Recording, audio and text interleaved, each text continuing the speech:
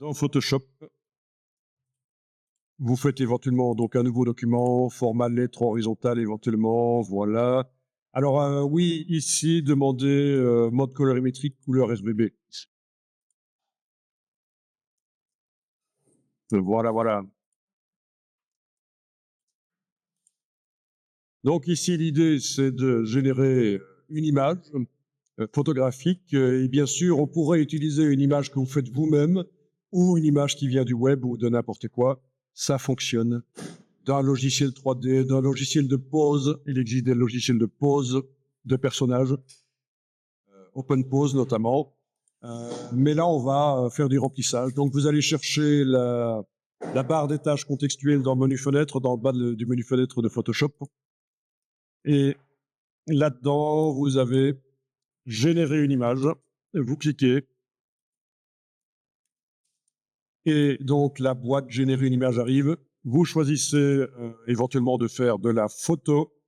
Au niveau des effets, du style de la composition, on n'y touche pas pour l'instant, mais vous verrez plus tard que composition peut être très intéressant dans Illustrator aussi.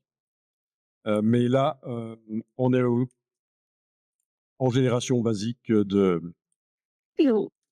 Voilà. Alors, qu'est-ce que je vais demander à vous de voir ce que vous demandez. Ouais.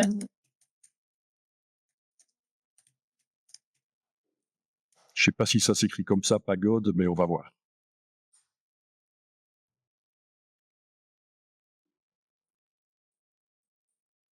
Donc, il faudrait obtenir un personnage vu en entier. Ce serait bien. Ah oui, il m'a fait des dragons comme ça. Ok. Ok, en voilà un. Ok. En voilà un deuxième. Ils sont déjà très stylisés. Je vais plutôt demander, vu que le dragon n'existe pas, je vais demander autre chose. Putain. Je vais demander un cheval. Sinon, j'obtiendrai directement des choses qui sont très, évidemment, artistiques. Voilà. Ok. Là, c'est bon. Bien. Donc là, il m'a fait 3 chevaux. Il y en a un dont on voit plus la silhouette que les autres, et c'est celui-là que je vais utiliser. Mais ceci dit, ceci pourrait fonctionner aussi. Ceci aussi, vue de face, ça pourrait marcher aussi, mais je vais utiliser plutôt celui-là. Alors, on va enregistrer le fichier. Enregistrer sous, fichier enregistré sous, et dans le dossier du cours d'aujourd'hui, vous donnez un nom au fichier. Vous mettez un petit numéro à la fin parce qu'on va peut-être enregistrer plusieurs fois. Oui, on va enregistrer plusieurs fois. Voilà, fichier enregistré sous, et vous enregistrez. Oui, il y en a encore d'autres. Ouais, ouais. Ok, ben je vais prendre celui-là, j'avais dit que je prendrais celui-là. Alors, vous avez votre sujet, vous avez la palette des outils, vous avez l'outil de sélection d'objets. Voilà, voilà. Alors, là, il y a un petit truc qu'il faudra que je voie, parce que en détection de personne, il y a un petit truc à régler, mais c'est pas une personne, donc ça devrait marcher. Vous survolez, il voit tout. Et vous cliquez. Et vous avez une sélection en défilé de fourmis. Donc, c'est à cet endroit-ci, c'est cet outil-là. Si vous en avez un autre qui est présenté, vous appuyez, vous gardez appuyé, vous allez chercher outil de sélection d'objets. Vous survolez le sujet, vous cliquez, ça devrait le sélectionner. Alors, il est possible que ce soit pas parfaitement sélectionné, mais étant donné que ce n'est pas pour faire un trucage photo, ça n'a pas vraiment d'importance. Donc, à la limite, ce que vous pourriez faire, s'il y a vraiment une partie qui est sélectionnée en trop, ou qu'une qui n'est pas sélectionnée alors qu'elle devrait l'être, on va le faire à l'arrache avec un outil pourri pour faire de la retouche photo, mais pour faire une sélection, pour piloter l'IA, ce sera suffisant. C'est le lasso. Le lasso libre, là, voilà, pas géométrique polygonal, en fait, hein, le lasso libre, avec la touche majuscule enfoncée, et vous gardez enfoncé, donc la touche Shift, on peut ajouter de la zone s'il faut, on entoure, voilà, ça ajoute. Avec la touche Alt, la touche Option sur le clavier du Mac, la touche Alt sur le clavier du PC, on la garde enfoncée et on peut entourer. Voilà. Donc, c'est techniquement tout à fait possible d'aller un peu modifier la sélection. C'est un outil non recommandé pour faire du travail sérieux dans Photoshop. Mais pourquoi pas, ça peut servir. Pourquoi pas. Vous pouvez expliquer?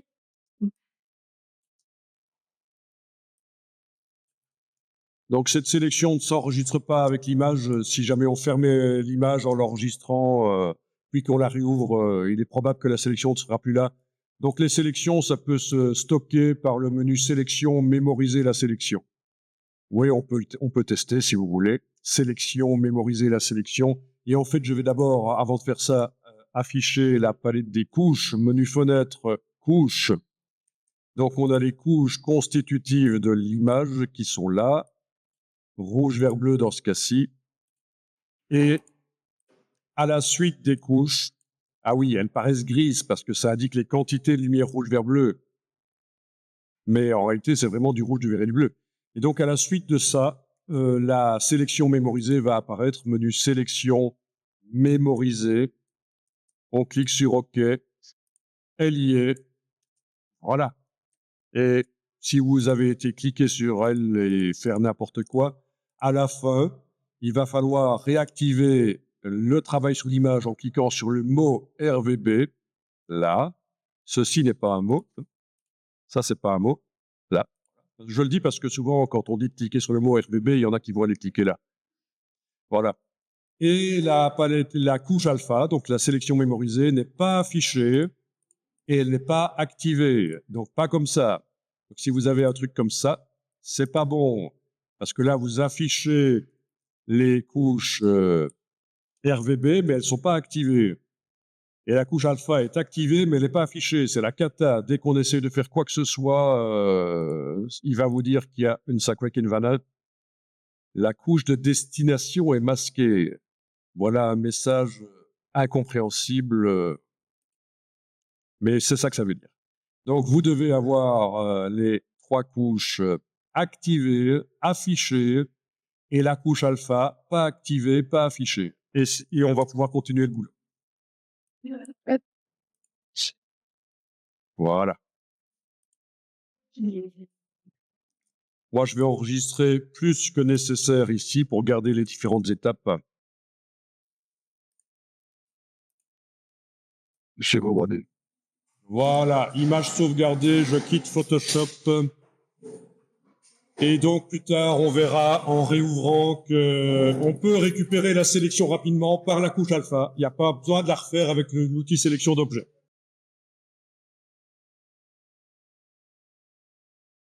Ok, vous êtes dans Photoshop avec votre enregistrement qui contient le tracé, mais surtout, ce qui m'intéresse maintenant, c'est la couche alpha, la sélection qu'on avait faite. Vous enfoncez la touche commande du Mac ou contrôle du PC, vous cliquez sur la vignette ici, ça rappelle la sélection. La sélection a été rappelée. Actuellement, c'est bien RVB qui est activé et affiché. La couche alpha n'est pas activée ni affichée, mais par contre, j'ai enfoncé la touche contrôle du PC, j'ai cliqué là. Ça a récupéré la sélection. Donc, vous pouvez utiliser le fichier dans lequel le tracé a été fait, ou dans le fichier d'avant dans lequel le tracé n'avait pas été fait. Peu importe, ce qui m'intéresse, c'est la couche alpha, la sélection qu'on avait mémorisée par le menu sélection mémorisée après avoir utilisé l'outil de sélection d'objets dans la palette des outils. Et voilà, il faut les pointillés autour de la silhouette, enfin du sujet en fait, voilà. Alors, ce qui se passe, c'est que si le tracé est activé dans la palette des tracés, vous voyez le trait bleu, mais pas ces constructions nécessairement. Oui, c'est vrai que si vous cliquez avec la flèche noire, vous voyez les points de construction. Donc oui, c'est vrai que pour la suite, ce serait bien de cliquer sous la vignette du tracé pour la désactiver, parce que sinon ça risque de faire des petits problèmes par la suite. Alors, il nous faut la palette des calques, menu fenêtre calque. Donc, ce sont des niveaux de construction. dans l'image. Et actuellement, on avait au départ dans cette image un fond blanc. Oui, on avait fait une image et il y avait un fond blanc. Et par-dessus, l'IA génératif est venu se mettre. Enfin, il y en a beaucoup qui confondent la palette des couches et la palette des calques. Donc la palette des calques concerne les niveaux de construction. On empile des choses. Et la palette des couches, c'est plus technique, c'est pour la création des couleurs de l'image et accessoirement pour le stockage de sélections qu'on mémorise. L'ambiguïté vient aussi du fait que couche, quand on traduit ça en anglais, ça fait layers. Et dans la version anglaise de Photoshop, la palette layers, c'est pas celle-là, c'est la palette des calques. Elle s'appelle layers. Et la palette des couches, dans la version anglaise, elle s'appelle channels. Donc c'est pour ça qu'il y en a beaucoup, c'est une question qu'on voit beaucoup de la part de débutants dans Photoshop. Je comprends pas la différence entre couche et calque. Ben oui, mais si on passe tout le temps de la version anglaise à la version française, on voit le mot layers dans la version anglaise dans un tuto. On pense que c'est la palette des couches parce qu'on traduit dans sa tête, mais pas du tout, c'est la palette des calques. Vous voyez. En tout cas, voilà, on est dans la palette des calques. Et en ayant ce calque-là activé, donc pas celui-là et pas aucun, c'est celui-là qui doit être activé, on va cliquer sur cette icône-là. C'est l'icône du masque. Et vous cliquez une fois seulement, ça devrait faire apparaître ceci, un fond noir avec votre silhouette en blanc, et vous visualisez, le décor n'est plus là. Si vous cliquez une seconde fois, vous allez ajouter un masque vectoriel, ici sur la droite, une troisième vignette, et ça, c'est pas bon du tout si vous l'avez fait, comme ça par exemple. Si vous l'avez fait, vous la prenez comme ça, la petite vignette de la troisième, et vous la mettez à la corbeille dans le bas de la palette des calques. Il nous faut uniquement... Ah oui, et là, il y a un message, oui, supprimer, c'est exactement ce que je veux. Comment t'as deviné? Ah, tu lis dans mes pensées. Ok. Donc, voilà, il nous faut uniquement ça. Le sujet entouré de transparence. La preuve qu'il est entouré de transparence, si on active l'arrière-plan et qu'on commence à prendre le pinceau, double-cliquer sur, ça vous ne le faites pas nécessairement, mais je vous montre, vous pouvez essayer aussi, hein, double-cliquer là-dessus, sur la case de premier plan, choisir la couleur. Si on commence à dessiner, voilà, ben, on voit que ça passe derrière et que le sujet est vraiment entouré de transparence, en fait. Voilà, oh, comme c'est joli. OK. Bien. Alors, le calque d'arrière-plan, vous enlevez l'œil en face. Il ne nous intéresse pas. Alors, vous voyez un petit verrou. C'est une sécurité, un calque d'arrière-plan dans Photoshop a toujours ce verrou partiel. Partiel, parce que s'il était total, il serait noir. Qu'est-ce qui est verrouillé sur l'arrière-plan? C'est la transparence. Il est impossible de modifier dans un calque d'arrière-plan dans Photoshop l'opacité. C'est une sécurité. Donc, comme ça, vous voyez à quoi ça sert le verrou. C'est d'office, quand on crée une nouvelle image, le calque d'arrière-plan est verrouillé, mais partiellement, seulement la transparence. S'il était verrouillé totalement, je vais vous le faire ici, mais ne le faites pas. Ce serait comme ça, en fait, noir. OK, mais en tout cas, ici, il faut enlever l'œil en face du calque d'arrière-plan, qui maintenant, chez moi, s'appelle calque 0, mais c'est parce que j'ai chipoté. Et vous avez normalement le damier de transparence qui est visible autour. Et on va tenter comme ça. On va tenter comme ça, oui, oui. Enregistrer sous, fichier enregistrer sous, et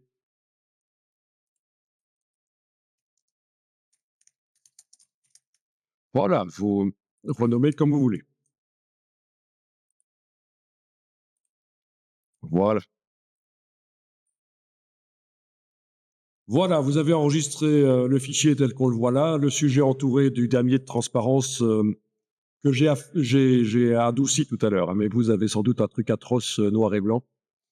Mais le fait est que, voilà, c'est ça qu'il nous faut. Et on passe dans Illustrator, commande tabulation sur le Mac, Alt-Tab sur le PC, par exemple.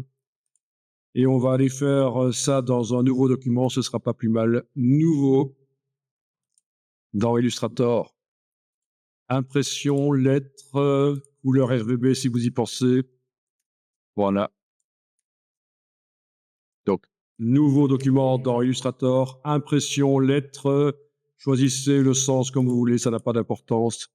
Si vous pensez à le mettre en RGB, c'est pas plus mal, vous aurez des couleurs plus vives quand on va générer, créer, et voilà.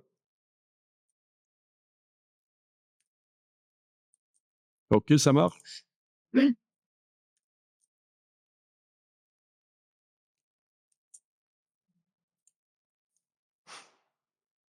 Alors, Illustrator, ça travaille des vecteurs. Et on veut amener une image qui est constituée de pixels. Donc, on ne fait pas fichier ouvrir. On veut amener quelque chose qui est différent de ce que le logiciel travaille. Des pixels, alors que le logiciel travaille des vecteurs. Donc, on fait une importation. Fichier importé. Et on va aller naviguer jusque... Et c'est là qu'il faut avoir de l'ordre dans ces fichiers. Jusqu'à son fichier qu'on vient d'enregistrer. Photoshop. Donc, pas de transfert possible par copier-coller dans ce cas-ci. Il faut importer. Attention, pour des raisons de facilité, dans ce cas-ci, quand vous êtes dans fichier importé, que vous avez sélectionné votre fichier, ce serait bien de penser à décocher lier. Ah, mais c'est que... Et... Vous cliquez sur importer, vous appuyez, vous gardez appuyé, vous bougez. Ceci dit, dans ce cas-ci, le clic n'aurait pas fait trop de catastrophes parce que notre document où se trouvait le sujet là était également un format lettre. Mais il vaut mieux prendre la bonne habitude quand vous importez d'appuyer, garder appuyé, bouger pour déterminer la dimension. Est-ce que vous avez des diagonales sur le cadre? Vous avez des diagonales? Ok, c'est que vous avez oublié de décocher lié. Et donc vous avez une image liée. Mais c'est pas grave, on va garder comme ça. Simplement, il faut savoir que le fichier Illustrator ne fonctionnera bien que si, dans le dossier, l'image est également disponible. Donc, votre fichier Illustrator, qui s'appelle comment ici? Ah ben, on l'a pas encore enregistré, ne sera ne fonctionnel que si la ressource externe, qui est celle-ci en fait, chez moi, est disponible. Tandis que si vous avez décoché lié, l'image est intégrée au fichier Illustrator, il n'y a pas de ressources externes, il fonctionne tout seul. Mais c'est pas grave, parce que de toute façon, dans ce cas-ci, ça n'a pas une grande importance. OK. Alors, menu fenêtre, dernière ligne, vectorisation de l'image. Enfin, dernière ligne, en ce qui concerne les palettes. Si vous voyez quelque part sur l'écran ailleurs le mot vectorisation d'image, comme par exemple ici, ne l'utilisez pas. La seule manière de bien utiliser la vectorisation dans Illustrator, c'est menu fenêtre, vectorisation d'image, c'est la palette qu'on voit là. Votre image est sélectionnée, vous allez cliquer sur vectoriser, fenêtre vectoriser, vous cliquez sur vectoriser, il vous dit que ça risque d'être un peu lent sur ces grandes images, c'est pas grave, vous cliquez sur OK, et vous allez devoir choisir ici quelques petits paramètres, notamment demander une vectorisation couleur et non pas noir et blanc. Sinon, ça sert à rien, ça nous fait une silhouette. Voilà, vectorisation couleur. Donc, il a fallu cliquer sur vectoriser dans la boîte vectorisation d'image. Il a fallu cliquer sur OK parce que ça nous disait que ça allait être lent. Et ici, mode, on est passé de noir et blanc à couleur. Et ce qu'on obtient là, quand on zoome, ce sont des vecteurs. Vous voyez, ce sont des vecteurs. Grisé. Alors, c'est grisé. Si c'est grisé, tu cliques à côté de l'image et tu recliques dessus. Est-ce que ça continue à être utilisé, le bouton vectoriser dans la boîte de vectorisation? Ah oui. Je pense Voilà, donc si ça pose problème pour toi, c'est peut-être parce que, comment dire, dans Photoshop, tu as oublié d'enlever l'œil en face du calque d'arrière-plan quand tu as enregistré le fichier. que Donc il faut le supprimer dans Illustrator. Dans Photoshop, aller enlever l'œil en face du calque d'arrière-plan, enregistrer et importer et réessayer la vectorisation.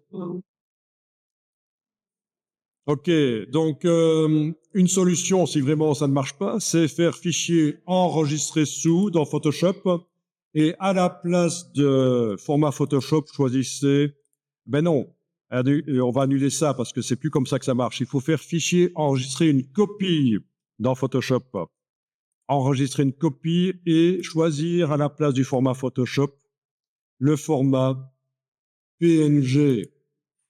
Et là, vous aurez de la transparence telle qu'elle est visible dans Photoshop. Et il est possible que ça fonctionne mieux parce qu'on n'a pas le temps de voir d'où vient le problème, en fait, hein. Donc, dans Photoshop, faites fichier, enregistrer une copie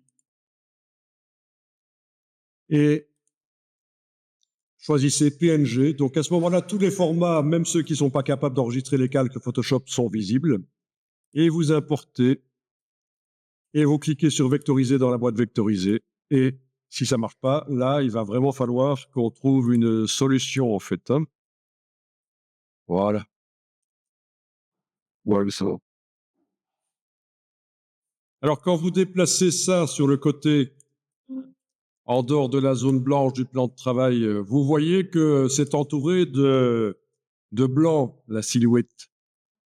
Ça veut dire que ça va générer des vecteurs blancs, et ça, c'est pas très bien pour ce qu'on veut faire.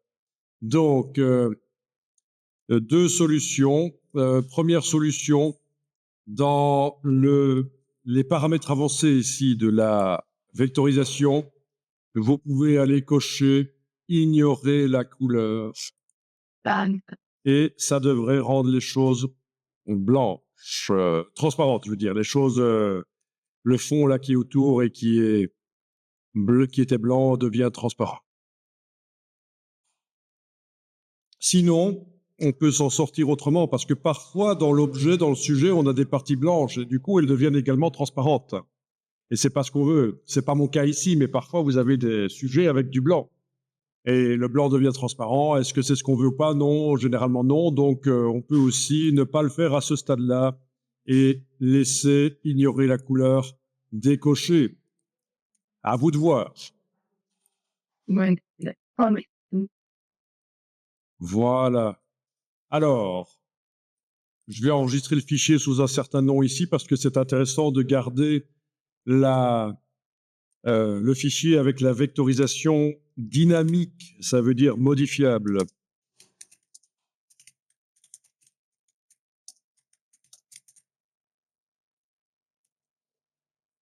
Oui, parce qu'à un certain moment, on va sortir de la vectorisation pour que les vecteurs soient visibles. Si on fait commande Y, là, les vecteurs, on les voit pas. Contrôle Y, commande Y. Parce qu'ils sont là, mais on les voit pas. Enfin, oui, si on zoome, on voit des vecteurs comme ça, mais vous pouvez pas, avec la flèche blanche, aller les manipuler. Et donc, si vous ne voyez pas le détail de tous les vecteurs quand vous faites commande Y, contrôle Y, le système de génération d'IA ne le verra pas non plus. Donc, c'est pour ça que la vectorisation, à un certain moment, il faut la finaliser, la décomposer et donc, tous les curseurs ici vont être inaccessibles. On ne pourra plus aller modifier tout ce qu'on veut. C'est pas grave. Alors, on y va. Est-ce que vous avez... ça marche? Moi, finalement, j'ai pas coché ignorer la couleur parce que je vais vous montrer comment on peut s'en sortir autrement si on a oublié. Ou s'il y a du blanc dans le sujet. Ce qui n'est pas le cas dans mon cas. Alors, on clique sur décomposer. Et là, ce sont réellement les vecteurs. Si on fait commande Y, on les voit, ils sont là. Donc, on clique sur le décomposer. Il y a plein d'autres manières d'y arriver. Dans le menu objet, vous avez aussi décomposé.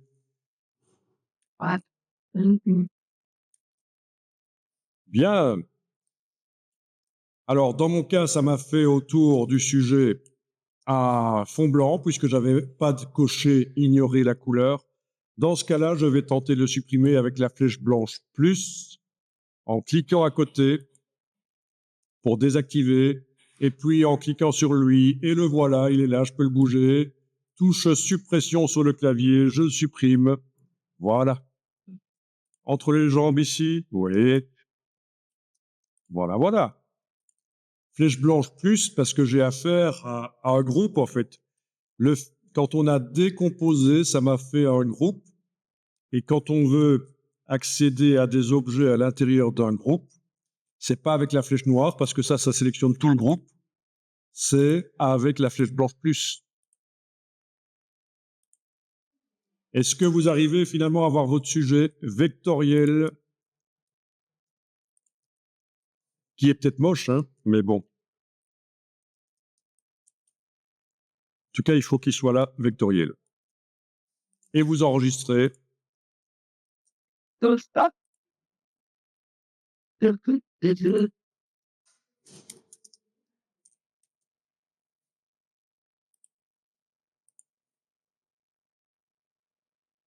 Eh bien, ceci va servir de démarrage pour faire du remplissage génératif. Alors, le détail, il n'y en a pas beaucoup chez moi, c'est fort des brins similaires, mais il devrait quand même voir. Je ne vais pas vous expliquer comment on aurait pu contraster pour que ce soit plus visible, hein. Ne compliquons pas les choses. En tout cas, ceci doit être sélectionné et vous allez dans Objet, Remplissage génératif de la forme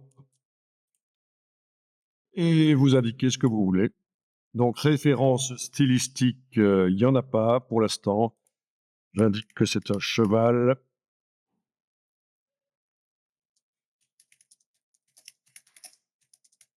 Essayons ça. Cheval avec une selle en or. On va voir ce qu'il va nous faire. Générer.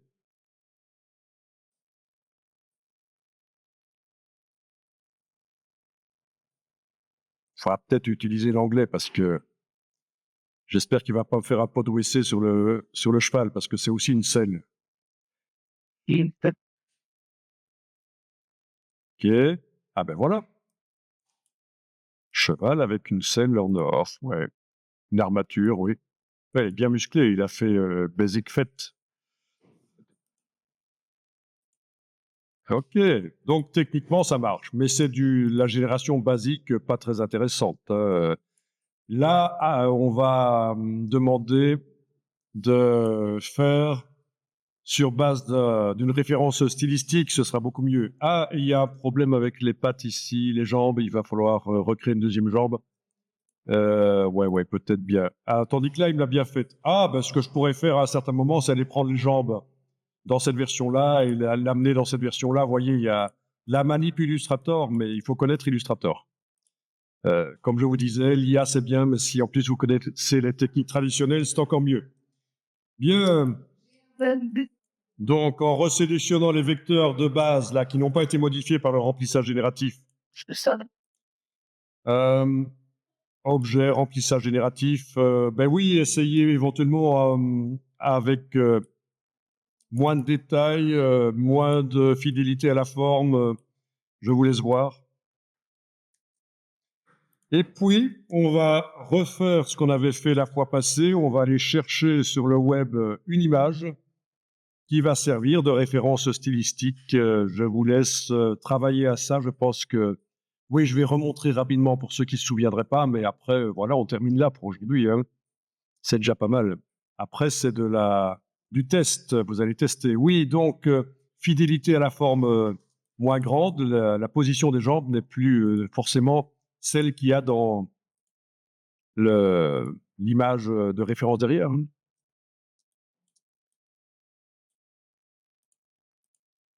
Ah tiens, et là, je n'ai rien indiqué dans le prompt, en fait. J'ai pas indiqué que je voulais une selle ou quoi que ce soit. Il m'a fait un cheval, il a deviné que c'était un cheval sans même que je l'indique. Bon, ben c'est pas mal, ça. C'est pas si mal. Oh, il est exactement. Ok, avant d'aller chercher la référence stylistique, je vous montre un truc. Open your eyes. Ouvre les yeux. Ouvre tes yeux, Valet. Je vais dupliquer avec la flèche noire celui-ci. Et sur celui-là, je vais jouer avec la marionnette. Donc, c'est derrière l'outil transformation manuelle, c'est la punaise ici. Voilà. Il y a des punaises, on peut en enlever, les enlever toutes si on veut, en cliquant sur les touches suppression, sauf une que je n'enlève pas. Sinon, ça va annuler le processus de marionnette. Pourquoi je les enlève en cliquant sur elles et touche suppression sur le clavier? C'est parce que elles sont pas nécessairement positionnées au bon endroit. Et là, je vais cliquer pour les repositionner aux endroits des articulations qui m'intéressent. Voilà. Et c'était bon. Et donc, en cliquant sur une punaise et en la bougeant, ça va repositionner les pattes. Voilà. Ah tiens, j'aurais peut-être besoin d'en mettre une ici quand même, les jambes, en fait, pour un cheval. J'aurais peut-être... Eh oui, je me suis posé la question un jour, pourquoi est-ce qu'on appelle ça des jambes pour un cheval et pas des pattes? Eh bien, la réponse est surprenante, c'est parce que c'est un animal auquel l'homme est tellement attaché qu'il n'appelle pas ça des pattes, tout simplement. Ok. Sympa pour les chiens. Ouais. Voilà. Et alors, la punaise, si on se met, quand elle est sélectionnée, à côté, on peut tourner. Alors, ça paraît peut-être un peu bizarre ici, hein, mais je pense que j'arriverai à faire un cheval qui est sur ses pattes arrière en repositionnant les punaises éventuellement, voilà. Mais voilà, c'est pas évident. C'est pas évident parce que on est tellement sensible à ce que ça doit réellement être un cheval sur ses pattes arrière que voilà. Après, on peut aussi mettre des punaises pour changer l'épaisseur, hein. Voilà, on peut épaissir. Voilà.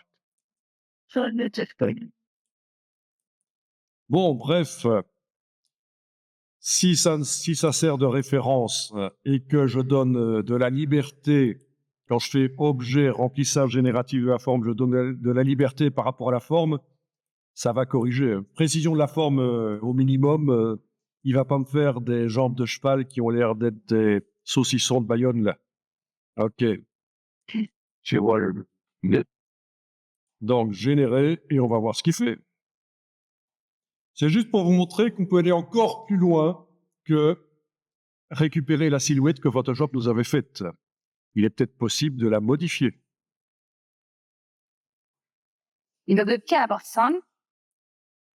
Non, il ne doit pas y avoir d'office 5 punaises, bien entendu. On en met autant qu'il faut, mais c'est minimum 3, hein, parce qu'il y en a 2 qui servent à fixer le sujet et la troisième qu'on bouge. Ok. Eh ben voilà. Bon, je suis content parce que là, ça, il ressemble à un cheval cabré. Là, il ressemblait plus à un cheval en train de faire une saillie, mais dans le vide. C'est pas drôle. Ok. Amusant. J'ai demandé des tailles minimales, hein, il me fait quand même quelque chose de sympa. Donc, l'IA de Adobe a comme référence en elle des images de chevaux, visiblement. Voilà. Intéressant. Alors, bien sûr, il y a ici du blanc que je devrais aller supprimer éventuellement avec la flèche blanche plus. Ça arrive, hein, comme je vous disais, hein, touche suppression, voilà. De la retouche, de la modification, ce n'est qu'un point de départ, mais ça demande de connaître Illustrator. Voilà. Waouh. Parce qu'il comprend rien à ce qu'il fait, en fait, hein. Donc, parfois, il faut corriger.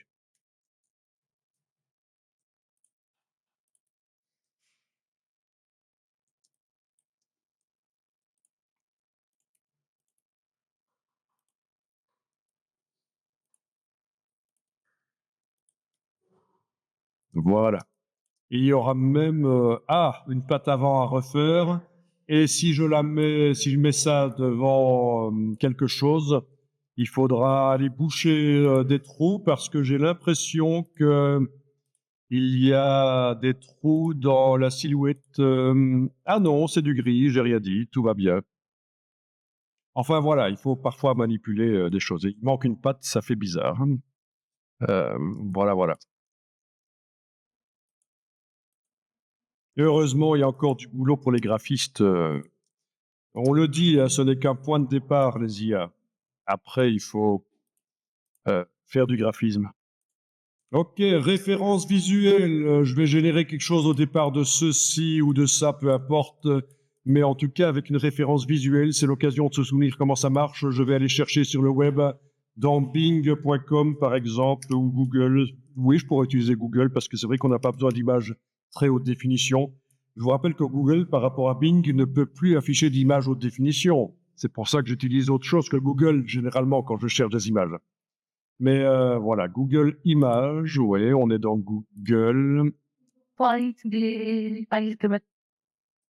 Voilà. Et on recherche quelque chose. Ah, tiens, je vais tenter de chercher quelque chose qui est dans le style qui se faisait dans les années 50. Voilà. Pourquoi pas.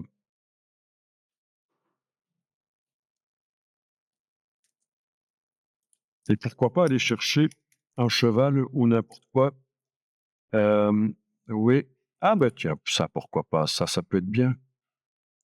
Donc, je vais faire un clic droit, copier l'image.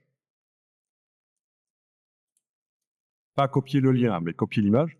Je vais dans Illustrator avec Alt Tab sur le PC, Commande Tab sur le Mac. Je vais tenter édition coller. Le voilà. C'est du Shutterstock. Normalement, j'ai pas le droit d'utiliser si j'ai pas acheté les tokens. Si j'ai pas acheté l'image. Quoique, quand même, eux, ils utilisent une vieille image sur laquelle il n'y a pas de droit, donc c'est un peu tangent quand même. Le texte, je vais le supprimer parce qu'il risque d'influencer le rendu. Donc, objet, recadrer l'image.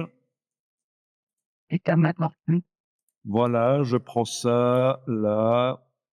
J'ai vraiment pris la version basse définition, là. Je ne suis pas allé chercher la version haute définition, ça se voit. C'est pixelisé, mais c'est... Oui, on peut améliorer la netteté sur Photoshop, mais j'aurais pu aussi aller chercher la vraie image en utilisant Bing et aller chercher la vraie image haute définition. Parce que là, je me suis contenté dans le moteur de recherche Google de prendre la preview ici. Je me suis dit, tiens, la preview, ça sera suffisant. Et pourtant, la preview, elle est meilleure que... Elle est meilleure, en fait, que ce que j'ai collé. Right. Oui. Quand même réessayer ça. Ah, mais il y a le texte Shutterstock en plein dans le milieu, hein, voilà. Donc, voilà. Ok, de toute façon, on va le supprimer après. C'est juste comme référence quand je sélectionne l'un ou l'autre. Je vais sélectionner celui-là. Et donc, objet, remplissage génératif de la forme. J'ai pas besoin d'indiquer que c'est un cheval, il va le trouver. Comme référence stylistique, choisir une ressource. Je clique sur la ressource ici. Elle apparaît là. Je génère. Et on va voir.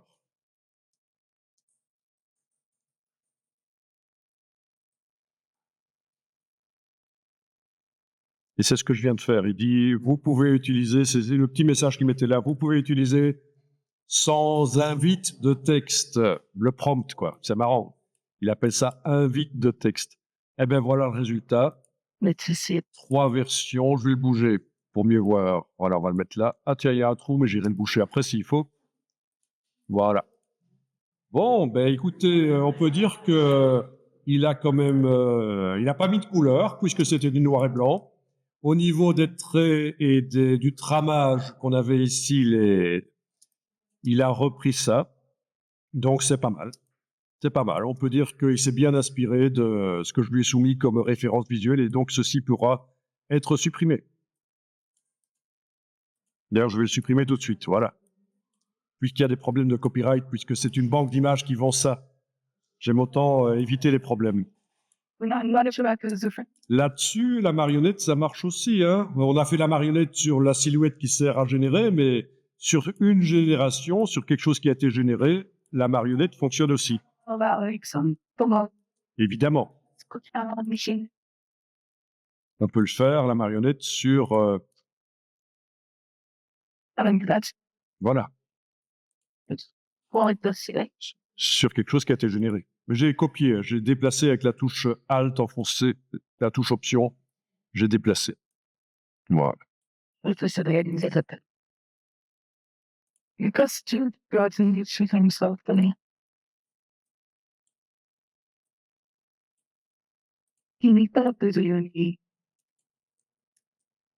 Voilà. OK.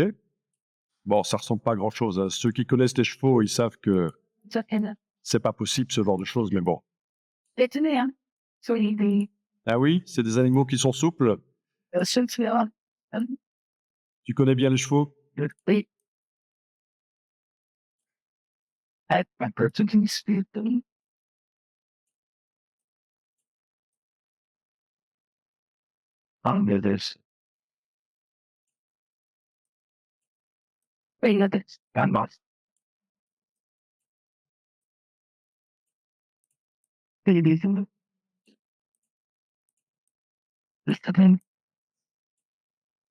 La marionnette, comme ça, on appelle ça la marionnette en fait, hein, les punaises. Il y en a qui s'en servent pour épaissir ou affiner des choses. C'est une des méthodes qui existent.